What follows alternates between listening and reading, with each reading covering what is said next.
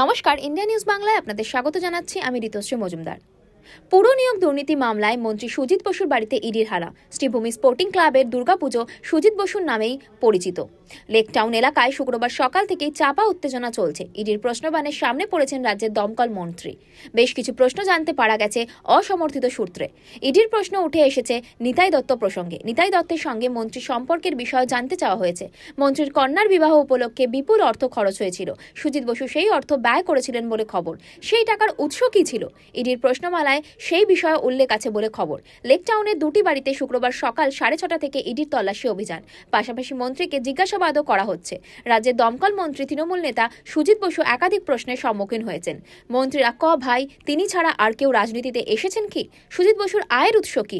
MLA farm হিসেবে কত টাকা পান তিনি? মন্ত্রীর পারিবারিক সম্পত্তি তালিকা ও পরিমাণও জানতে চাওয়া হয়েছে। নিতাই দত্তকে নিয়ে একাধিক প্রশ্নের সামনে পড়েছেন মন্ত্রী সুজিত বসু। নিতাই দত্তকে কত বছর ধরে চেনেন মন্ত্রী? শোনা যায় সুজিত বসুর সুপারিশে নিতাই দত্ত দক্ষিণ দমদম পুরসভার ভাইস চেয়ারম্যান হয়েছেন। সেই কথা কতটা সত্য জানতে চাওয়া হয়েছে। নিতাই দত্ত সুজিত বসুর আর্থিক হিসেব রাখতেন কি? সেই প্রশ্নও করা হয়েছে বলে খবর। দক্ষিণ দমদম পুরসভার দমকল দপ্তরের নিয়োগে মন্ত্রীর কি ভূমিকা ছিল?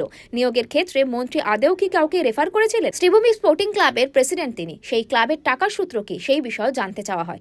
লেক টাউন শ্রীভূমি এলাকায় কেন্দ্রীয় বাহিনীর কড়া নজরদারি রয়েছে। এলাকায় রুট মার্চ করছে বাহিনী। কোনোভাবেই জটলা করতে দেওয়া হচ্ছে না। চোখ সংক্রান্ত সমস্যা নিয়ে সুজিত বসুর বাড়িতে এক সাধারণ মহিলা গেছিলেন। তাকে কেন্দ্রীয় বাহিনীর জওয়ানরা ঢুকতে দেননি। ফিরে যান ওই মহিলা। ইন্ডিয়া নিউজ বাংলার সাথে যুক্ত থাকুন আর দেখতে থাকুন বিশেষ বিশেষ খবর।